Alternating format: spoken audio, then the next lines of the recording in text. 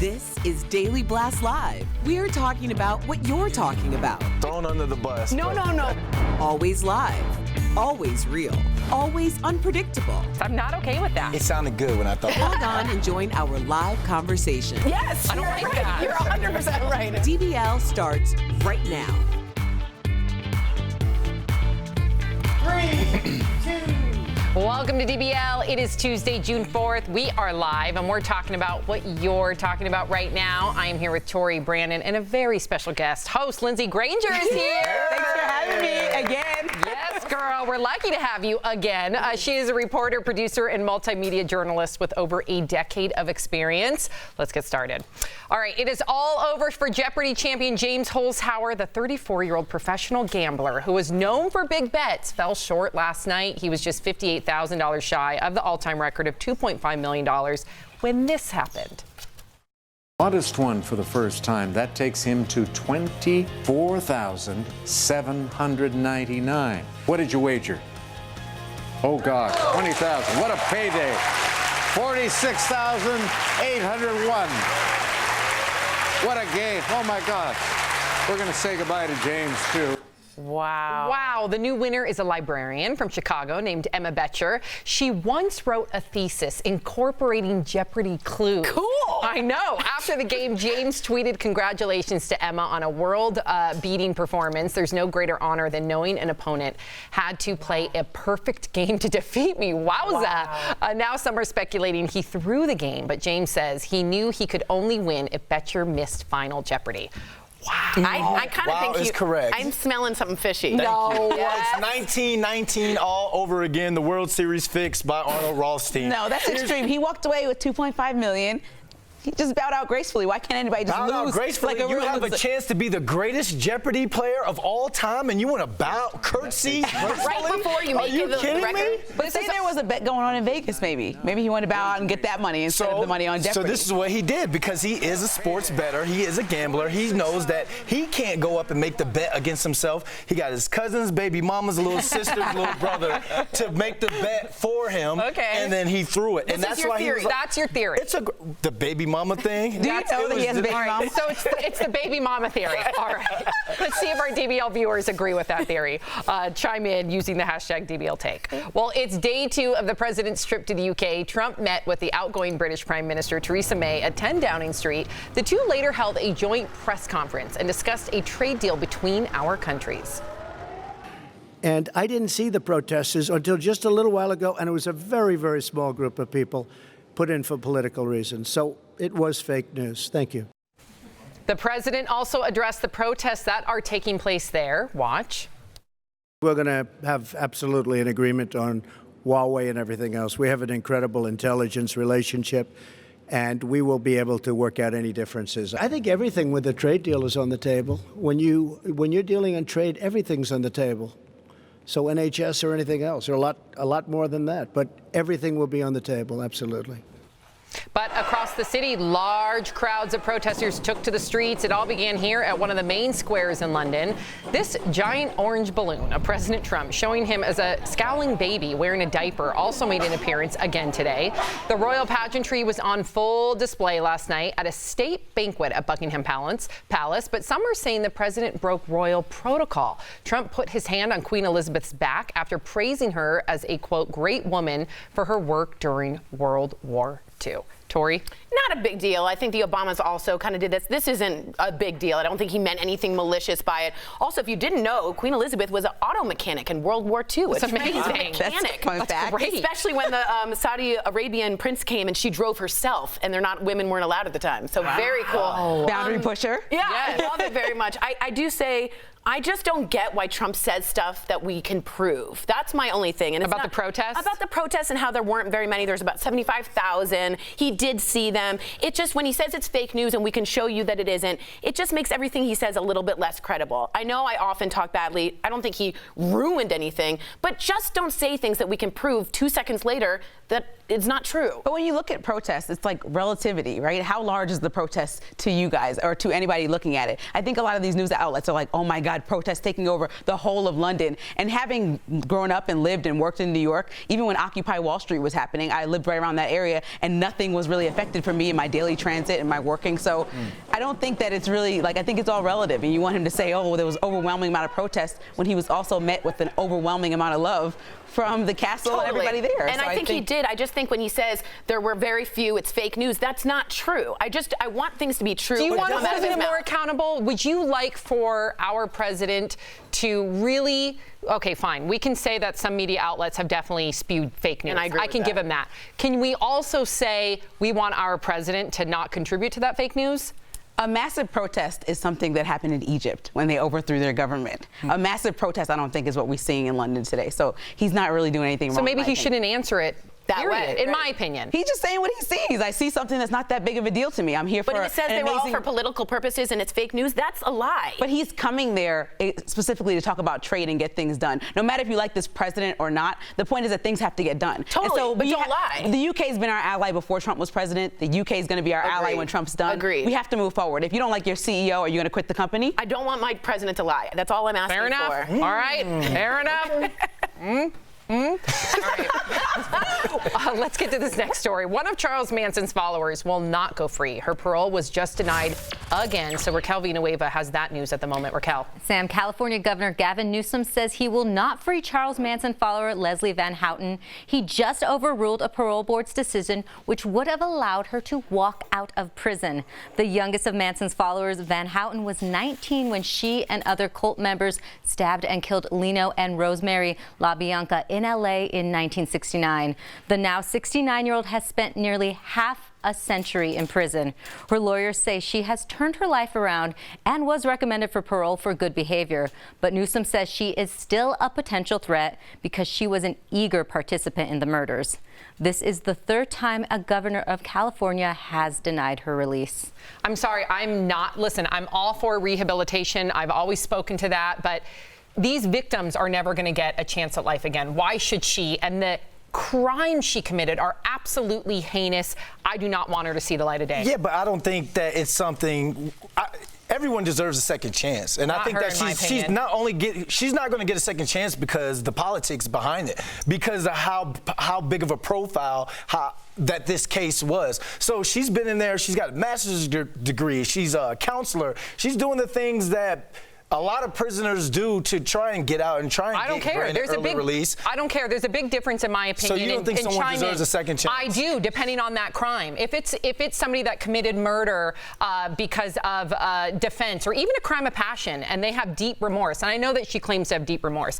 These crimes, in my opinion, were so heinous. And again, if that was my daughter that she killed, I would not. She has to pay her consequences. You should consider it a victory that she's no longer on death row. That's a big deal. Her second chance is that's her second chance. That she got a second chance at life. Life in prison doesn't need to come out of jail. Like, her family committed a heinous crime. We're not going to be forgiving of that. I think they affected a lot of people's lives. These victims aren't able to get their life back. But at that time, we can say she was brainwashed. That wasn't who she is now. So you don't think, right? Not only her, but other people who are facing this type of thing. Sometimes we use the word brainwash.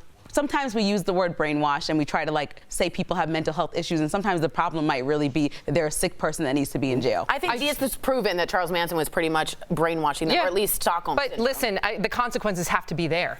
The consequences have to be there. I don't think that, considering what she did, she deserves to be free, in my opinion. But chime in, DBL Nation. I know that a lot of you are debating this very topic on social as we speak. What are the best ways to love your husband? Ooh. I knew you were going to do that. Well, reality TV star Jill Duggar has some ideas that she posted to the family's blog. She's been married to Derek Dillard for almost 5 years, and the #1 thing on her long list is, quote, have sex often. And in that department, here's some of what she recommends. Tip 1, 3 to 4 times a week is a good start. Tip 2, if you can't have intercourse, find other ways to have fun and be intimate. Tip 3, guard against fulfilling sexual desires alone. I totally disagree with that last one, and I also want to bring up something else she said that really bothers me. In this whole speech, she says this: let your spouse know that you're always available.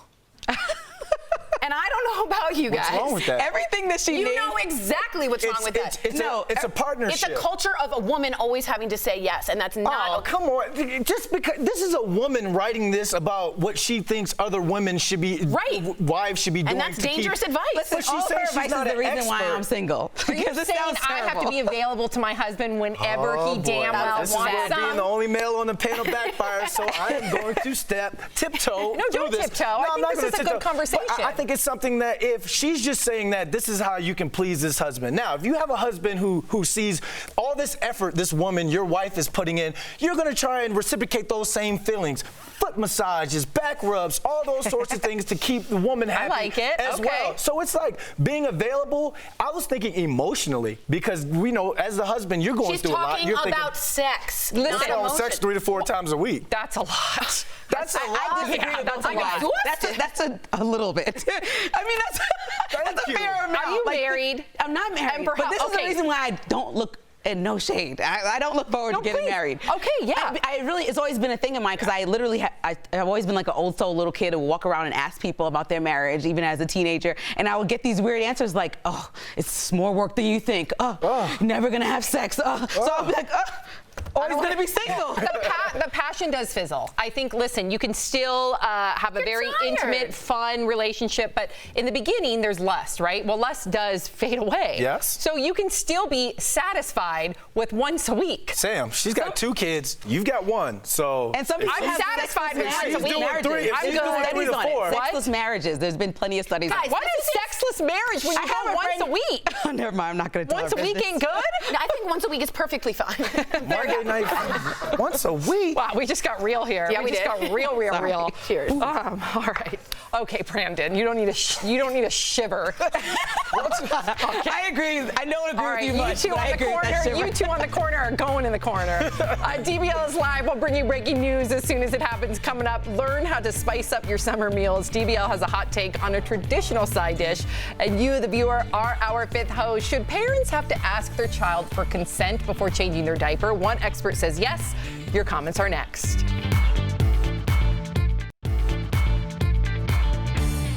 Welcome back to DBL. It is time for 5th Host when we talk about what you're talking about. An Australian author and advocate for body safety has sparked debate about how early children should learn about consent. She says it's never too early. In fact, she suggests that parents ask their babies for consent before changing their diapers. According to her, this will create a culture of consent in the home and help protect children from sexual predators. But some parents feel this approach is too extreme. So DBL Nation, should parents ask their children for consent before reporting for diaper duty? All right, let's get to these comments. Paula on Facebook says, I thought parents were supposed to make decisions for children. People who believe this should not be parents. That's extreme. Yeah, that's a little extreme, but you know, if we're talking about a toddler that has feces all in a diaper, there shouldn't be, that has nothing to do with consent. Lay down so I can clean. It goes like this. Spray and powder, and then, you know, was now you're a clean baby. I don't think you spray and powder anymore. I don't have any kids. I don't feel like you know what you're doing. Yeah. Take it away, Lindsay. Marco from Facebook says, what's the harm in this? We talk to infants about everything under the sun anyway, but we can't entertain a meaningful practice that could protect a child. Well, Marco, I was born in the old school maybe, and my parents didn't really ask me what I wanted to do, when I wanted to do it. So I'm going to tell my child what you're doing. You're going to go do your homework. You're going to also take off the diaper, and you're going to put on your coat. Bottom line. Done. It's some things that are non-negotiable. But spray and powder before you put the coat on. Whatever order, just do it. Oh, Lord. Julie from Spray Facebook powder. says, spray powder, what is that? I'm all for giving kids body autonomy. If my kids don't want to hug or kiss someone, they don't have to. But there are some things that are part of basic childcare, and one of those things is diaper duty. Julie said it best. I completely agree with giving them autonomy about strangers. This, I think you just do. I mean, come on. Yeah. Okay, Stephen from YouTube says it's never too late to teach your kids about consent. I feel this way. This will help them at an early age identify bad touching. Listen, I think we're becoming too too extreme on both sides. Yeah. I think you can still ask your child for consent, but still also be authoritative. And if they say no, then you can then say, all right, well, mommy's got to change your diaper. It's dirty. So I like the idea of teaching your child what consent is, but I also like the idea, as Lindsay put so eloquently, that you also got to lay down the law. So I think there's a balance here, a balance. Spray powder. Spray powder. I think that, you know, there's some things that we're overcorrecting in our society. I appreciate that we are taking and moving forward in helping people not get taken advantage of in many ways. But can there be balance here? I feel like baby is not the line where to draw the line in the sand. It's a baby. Although babies pick up way more than you would think. It could be a smart baby. Get them baby Einstein. It's not about, like, they're not going to say, don't change my diaper. It's not an option. Take it away. Let's One get more. to this last one. Bonnie from Facebook says, how about we just make them change their own diapers? This is totally extreme. Come on, Sam, a 3-year-old, you trying to dictate to a 2 or 3-year-old, hey, can I undo your diaper? Hey, that's just a little too much. That's a little bit too much for me, but I'm not in a household that there could be a father or a mother or an uncle that will assault that child. I think that's why we have to look at this in a more nuanced way. If that can prevent sexual assault in other households where the child is taught consent at an early age and isn't afraid to tell Uncle Joe no, sorry, no Uncle Joes out there, I'm not calling you out, then I think this could be a good thing. But again, I think we need to take it with a grain of salt, and I think we need to be just less extreme on how we react to it as well. That's just my opinion. Absolutely. Coming up on DBL, a real-life Bambi caught on camera. What? We'll show you more of this adorable video that'll put a smile on your face this Tuesday. And we're sharing an easy and fun-to-cook recipe that can complement your next summer cookout. Don't miss it when DBL comes back.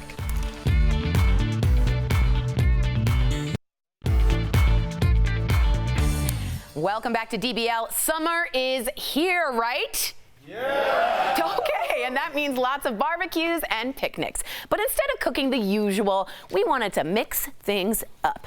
Our co-host Stephanie Jones met with Chef Jason Bray, who showed us how to spice up side dishes this season. So check it out. Hey DBL Nation, I'm with Jason from J Street Food Trucks, and you guys will know him for his awesome food. Today, he's going to teach me how to spice up my own barbecue sides. Absolutely. Are you ready to get messy? I'm ready to get messy, but I'm a bit nervous because this looks like there's a lot going on. Very simple. We're going to do elote slaw, a little spin on Mexican street corn. So we got some sour cream, some mayonnaise, and some lime juice. Oh. You're just going to pour everything into this and just mix that up for me. While she's doing that, I'm just going to cut this nice grilled corn off the cob here. Ooh, we make that look so easy. I've never done that before, but... The hardest part would just be cooking the corn. You're just going to shuck it, boil it a little bit, and then put it on the grill for some color. Yeah. And that's it. We're going to just do a little small dice of some red onion here. Normally onion makes me cry. I think I'm actually doing quite well. We also got some salt. Yeah. A little pepper, salt and pepper to taste. Yeah. This is just a little granulated garlic. Ooh. Okay. This is cotija cheese. It's a Mexican kind of crumbly cheese. Okay. It adds a little bit of saltness to it, and then we're going to take our lime juice and mayonnaise and sour cream here. Oh, that looks good. And get that guy going there. And then we are going to put in some corn. Okay. And all of our onions. Yeah, that creamy sauce smells so delicious. All right, now we got that mixed up really well. Then we're gonna put some of that corn just really right on top. And then we'll do a little cilantro. So that's what you want your barbecue sides to look like. Yeah. Vibrant, bright, you got some grilled corn on there. That says summertime to me. Let's give this guy a taste. What do you think? Yeah, I'm gonna get a big piece of that corn. Yeah. That dressing is unbelievable. I got a couple other dishes here that I am so ready. I just did little spins on. Okay. What's another classic barbecue side? Potato salad. Okay. Macaroni salad. Pre-made mashed potatoes, you mix a little sour cream and some mayonnaise in there. Touch of vinegar, but then you fold in cheddar cheese, bacon, green onions, and then you garnish with a little bit more of that. On the macaroni side salad, we have classic macaroni salad, mayonnaise based, but we fold in white cheddar cheese, diced ham, roasted poblanos. Guys, you are going to want to make these for your barbecue parties. They are delicious. And to make them, just head on over to dailybosslive.com/recipes. Jason, you've converted me to the side of cold mayonnaise salad. I love it.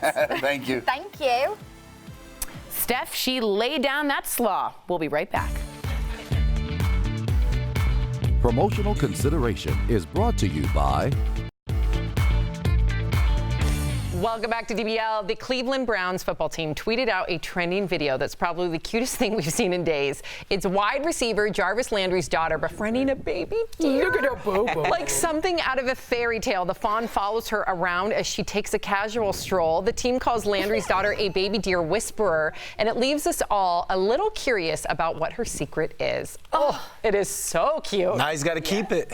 No. Look how cute that baby and the baby deer is. Let it be free. Let it be free. Oh, Brandon. Diaper duty in this, you're way off. Yeah, way off. We'll see you same time, same place tomorrow. Bye, guys.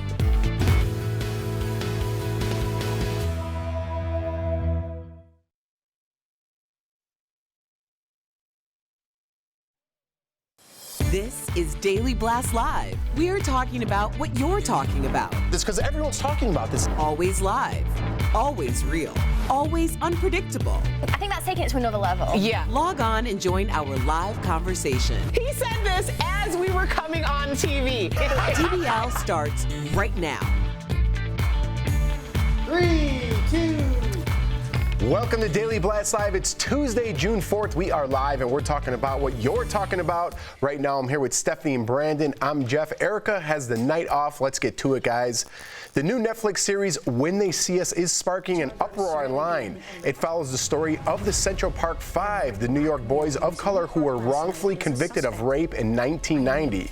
And tonight, we have brand new details on the fallout that keeps coming for Linda Fairstein, a prosecutor in the case. She's played by actress Felicity Huffman, oddly enough, who just pled guilty in the college admission scandal. And tonight, we're learning Linda has resigned from the board of the nonprofit Safe Horizon and from her position on the board of trustees at Vassar College. This comes after calls for her to resign and for publishers to stop selling her books. Linda was reportedly a big part in getting false confessions from the teens, and she has spent decades arguing against the evidence in the Netflix series. She calls all of this, quote, a basket of lies. It doesn't matter. It's time that justice be served, because one of the men of the Central Park Five said that it took 30 years, but justice is served. Not meaning that they're still locked up for a crime that they didn't do. It's this district attorney, whomever, who pushed her agenda and kept her theory going when there was DNA evidence there that led to someone else. So it's just unfortunate that, you know, those guys had to go to jail or whatever, right. But thank you, God, for this documentary to come out, so now the truth can be out. This is something that's so amazing with like Hulu and Netflix. So we're seeing people like producers going and doing so much research and going in depth in cases that, you know, would not always be unveiled. Yeah. And I think it's been amazing. We've seen it with Michael Jackson, we've seen it with R. Kelly, we've seen it with so many, the Fire Festival, and you feel like you're getting a much deeper insight into things that really happened and how people really behaved and acted. And I think, you know, it says a lot about the criminal justice system, sadly. And it says a lot about people being fed up with social injustices. We didn't have camera phones and those things back in the day, so people didn't have a voice. Now something happened, or something that used to happen, we can talk about it now. Right. Open up a conversation, let people be free, let people go to jail, but we can do things the right way now going forward. And I'm glad we're shining a light on stories just like this. Not so much Linda. She was probably scared to death this was coming out, and now the House of Cards or whatever she's building is falling down. So she'll get hers. All right, guys, speaking of scandal, we have new details in the Operation Varsity Blues college admission scam. The Washington Post has a possible preview of defense strategy for those accused, like Lori Loughlin and her husband, Massimo Giannulli. Attorneys say that they will argue the alleged bribes were, quote, charitable donations. Lori and Massimo are accused of passing their daughters off as recruits for the crew team to get into USC. They were just two of the 33 parents accused in the bribery scheme. We're just talking about the justice system, the judicial system. I think she's walking, and that's the failure of our judicial system. Absolutely. I mean, not only her lawyers, but lawyers from other defendants in the case have turned in over 3 million pages of documents. And these 3 million pages, all it takes is one mess up by the police or the FBI or the feds while they were investigating. One little mess up, and someone's going to walk free. And I think Lori Loughlin and her defense team, she's doubling down, tripling down. I think they know something we don't know. I think the scary thing here is obviously if it goes to court, then it's going to come down to the jury, right? And if one person on that jury isn't sure, she's going to walk free. And I think with the amount of evidence that there is, I mean, I just hope that there's no like Lori Loughlin fans that are going to stick up for her no matter what, because she's a celebrity at the end of the day. And sadly, sometimes that gives you a lot more leniency than it ever should. Yeah, celebrity and money. And look, Terrible. a donation to the university. Dr. Dre, remember that donation that built the Dr. Dre? 70 million? I mean, you get the right lawyer, you can argue that this is kind of the same thing. I'm very curious on how this is going to play out. Very curious. All right, and we're going to move on, guys. Tracy Morgan is recovering after getting into a car crash this morning in a Bugatti that he just bought. Wow. TMZ reports Tracy bought the car just 15 minutes before he got sideswiped in New York City. It's worth about $2 million, and police say Tracy was taken to the hospital, I believe just a precautionary measure. And this comes almost 5 years after that fatal crash that killed his friend and left Tracy badly injured. This had to shake him up. I mean, everyone like kind of jokes around about this because it was a $2 million Bugatti, but I mean, this had to be scary for him after almost losing his life and losing his friend's life. Yeah, that's one of those things. When I got into my last car accident in LA, I haven't bought a car since. I don't want to drive since. So for a $2 million Bugatti, I'm buying a Kia and a driver, a personal driver to chauffeur me around for my day-to-day life. I don't want to drive cars no more. That's called Uber. So like once I was in a really, really serious accident. I was driving home and it was terrible rain on what we call the motorway, what you guys call the highway. Right. And there was a big lorry, a truck in front of me. So there's sometimes a little bit of translation here. A little bit. And it leaked a load of oil. And with the rain and the oil, my car actually flipped and it went in, it sliced in half, and it literally missed me by this much. And it was so petrifying. It was one of the scariest things that have ever happened to me. And honestly, in that moment, weirdly, I felt like, oh, yeah, I'm going to be okay. I thought I was going to break every bone in my body, but luckily I didn't. And so I had the same feeling as Brandon. I did not want to drive, but then I forced myself, about 2 days later, I forced myself to get in a car and drive because I knew otherwise I would never do it again. But how about here in America, you don't drive, right? You just Uber? Here, I feel like the roads here are very different. I feel like the roads in America are considerably better than those in Europe and England. Well, we're on the other side too, right? The other side, yeah, I mean, that's okay, but your roads are all in grids and they're very straight, whereas in England it's very like windy, very small roads, so about the size of like 2 1/4 of your roads. There are both lanes. So. Wow, scary. Yeah. Very scary. All right, guys, it's all over for Jeopardy champion James Holzhauer. Spoiler alert. I should have said that before. The 34-year-old professional gambler fell short last night. He was $58,000 shy of the all-time record of $2.5 million when this happened. Watch.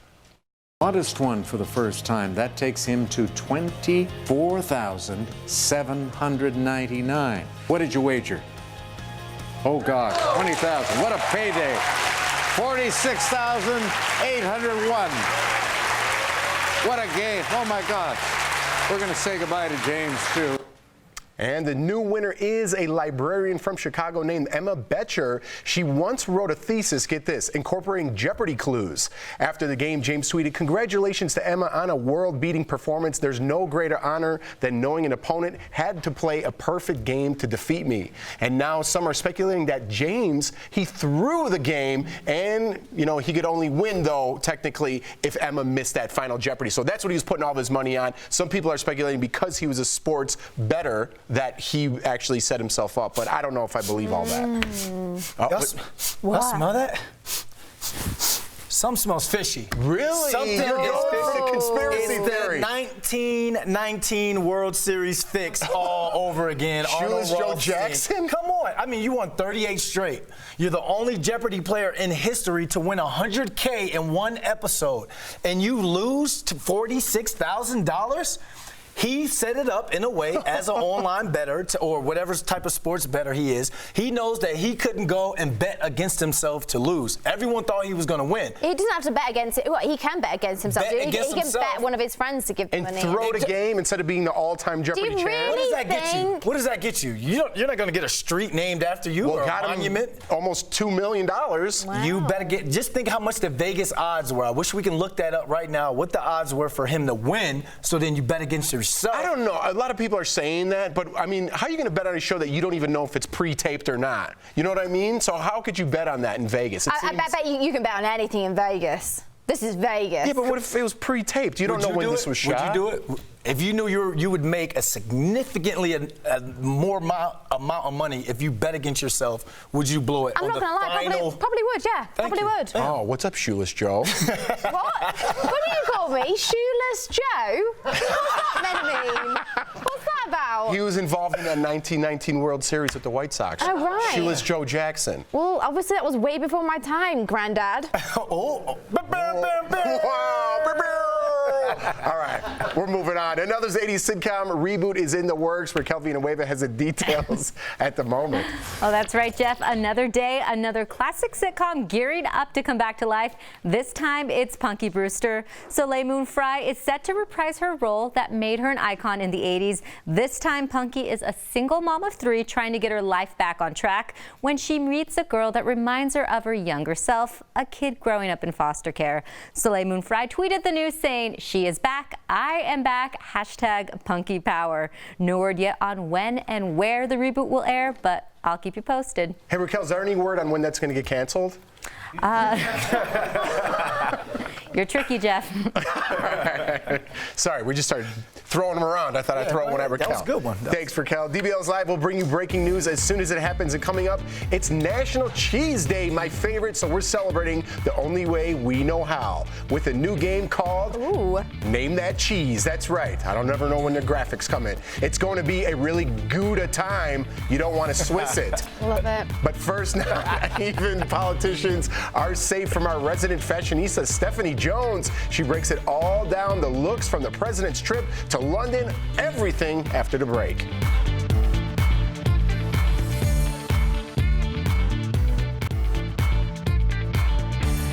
Welcome back to DBL. Right now, President Trump is in London meeting with British leaders, from a lavish banquet with the Queen to a smaller dinner with more royalty. There's a lot to follow. So, Stephanie, you're the resident Brit and fashionista. Why don't you take it away? That's right. So the president just wrapped up another banquet, and this time he hosted the Prince of Wales and the Duchess of Cornwall. The president's adult children were all there: Don Jr., Eric, Tiffany, and Ivanka, and she looked stunning in this white Burberry gown. And the First Lady wore a red Givenchy cape dress, and I mean, this is outstanding, beautiful. But I do have to point out the menu. Don't let the cursive fool you. It's a boring menu masquerading as some sort of fancy meal that includes steak, potatoes, and ice cream. Ice cream. What do you think to that? You scream. We all scream. I mean, I'm not going to lie, I do love a good mint choc chip, but there we go. Anyway, we can't forget about last night's lavish banquet. So white was the big theme, and everyone wore the colour. Malanka looking like a chic secret agent in this Dior white gown and white gloves, and the Duchess of Cambridge wore Alexander McQueen. And now, while she looks like a stunning Disney princess, what I need to point out is the sash. Now, this is of the Royal Victorian Order, and it was the first time she's worn the honour, and the Queen gave it to her for her 8th wedding anniversary. I would rather add something else, but a sash will do. But guys, take a look at that tiara. This is her favourite. It's called the Lover's Knot Tiara. And since you know, we all have favourite tiaras. The Queen also wore her brightest whites as well, and I'm about to blow your mind. The Queen's handbag is actually a very big deal. So for starters, this woman has got over 200 of them, and she uses them to secretly communicate with her staff. So if she places her bag on the table during dinner, she lets people know that she wants to leave within 5 minutes. It's just too boring for a Jeff, isn't it? And if she places her bag on the floor, she's trying to say that she's having a boring conversation and she wants to be saved by her lady in waiting. I mean, how clever, Queen Lizzie. She's a smart cookie, is Liz. That's rude. Why don't you just say this conversation is boring? But it's not rude Queen. because no, the person, it's very polite. The person she's talking to doesn't even know. But everybody got all mad when the Pope kept pulling his hand away for people to kiss his hand. But that's what she wants to send out subliminals that she's bored with somebody. What if it's the very polite. What if it's the Earl of Dumbartonville? I'm sure she'll put up with his wonderful conversation all day long. Quick question, what's the lover's knot? Is it a lover's like knot or lover's like knotted? Like a... I think it's just literally the name of the tiara. So all the different tiaras have got very special names for like. But lover's knot is not a great name for. Why? I think it's a really nice name. Is it N-O-T? I don't actually know. Or K-N-O-T? It'll be K-N-O-T, which is like a knot, like a. That's what I was saying, like intertwined. Yeah. That's a little better. I think it's very sweet. It's very romantic. Just wanted to clear that up. I don't know. You guys are doing everything backwards over there. I'll say yes to that any day. Hey, I got that. Coming up on DBL. Coming up on DBL, we're getting cheesy for National Cheese Day. Stick around for a great game we're calling Name That Cheese right after the break. What is wrong? Which one's that? Which one? Welcome back to DBL. Today is National Cheese Day. You crazy Americans are crazy about your holidays and especially cheese. From cheddar Swiss, brie or blue cheese, there are so many different varieties. So to find out how much Jeff and Brandon know about this diverse dairy delight, we are going to play a game called Name That Cheese. Okay, so these two are blindfolded and one at a time, I'm going to feed you some cheese and you can describe it to each other. You can't use the name of the cheese. And as added fun, you're not allowed to use your hands. So when your partner gets the name correct, you will hear this. There you go. So gentlemen, get your hands behind your back and get ready to eat a lot of dairy. Hope you're hungry. First, let's see the cheese. Who's going first? Oh. Okay, I'm showing this beautiful cheese off to the audience. All right, you ready, Jeff? Open your mouth, lovey. Come on, Jeff. There you go. Have a chew on that. Oh, I got it. What's that? All right, Brandon. I'm going to describe it to you, Brandon. Yep. Brandon, it's Italian. You eat it with bruschetta, you know, like a caprese salad. Okay. Brie cheese. No, man, Italian. You put it on caprese salad. Mozzarella. There you go, buddy. Oh, you got it right. There we go. I got a little Italian in me. I think. Okay. Let's have a look at. Oh, Brandon wants some. What up? There you go. You already guessed it. All right, let's do the next cheese. Okay. Okay, the next cheese. Okay. So all right, so Brandon, you've got to try and get this one from me. It's a bit of a tricky one, okay? So have your mouth open and try and. I just tried one. Get one of these. Go on. Get it. Whoa. All right. If you need to tie your shoe, you use the what? Oh, it's very good. What? If you need to tie your shoe, you tie them with what? A knot. No, you tie them with what? How do you tie your shoes? Loop swoop. That's the worst description I've ever heard, What do you loop and swoop? Your shoelace. But what's another word for lace? Are you describing the cheese? Yes, what's another word for lace? Your shoe what? Shoelace. No, not shoelace, your shoe. No, I don't think you've got it, love. All right, so a shoe tie. What is a shoe tie made of? String. There we go. Now what type of cheese? String too. There we go, baby. Oh, why did you say like a kite string? Jeff, you're gonna have to use your tongue on this one, love. Really? What am I licking though? Okay, right. Am I licking the plate? Okay, move forward. Wait, move forward. Oh. What's it's that? gross cheese. Oh, yeah, buddy. I eat this in the morning with a little fruit. That's really helping Brandon. Cottage cheese. Yeah, Did we just become amazing? Absolutely. Amazing. Okay, so same goes for you, Brandon. I need you to open your mouth and kind of lick a little bit. I can't wait to watch this back. Oh. It's Oh dear. It's that fake stuff. It's that foo-foo. Oh, like spray cheese? No. Nacho cheese. No, you can put it in Keep like thinking. macaroni Keep or thinking. something, but it's at the top of the shelf. Sniff. Oh, Velveeta. Sniff. Yeah. Velveeta cheese. No. That's not right. Sniff. But that's what I thought. It smells like Velveeta. No, it's not. All right. Is it orange? I think you're not going to get it, Yeah, love. pass. It's cheese whiz. Oh, I was right there, the fake cheese. AKA plastic gunk. All right. Next cheese. Next cheese. You put cheese whiz in your macaroni, dude? All right, okay. Velveeta, bro. All right, now this, have a look, everyone on the screen. The answer is up right in front of you. Not you, Brandon. I got blind. Everyone at home, the answer was just up on the screen. Now, this is a good one. It's a bit smelly, but there we go. Right, Jeff, you ready? Open your mouth. Ooh. This is the last cheese, so it's all riding on this one. All right. I'm totally gonna have some as well. Are you guessing? Okay, I know what. She starred in a movie and her last name's Larson. Brie! Yeah! What? Brie Larson. Wrong! Oh, it's not So Brie? wrong! Oh, it's not Brie. You're both wrong. It's gorgonzola. Wait, give us a What second. are you doing? What? You said Brie. Wait, I'm sorry, guys, but you're terrible. What kind of Italian are you? I need a cracker. That's not Italian. This is gorgonzola in its absolute finest form. Thank you for joining us. I'm going to eat this and leave these two to eat the plastic. Name that cheese. That was a lot. I could use a We'll be right back.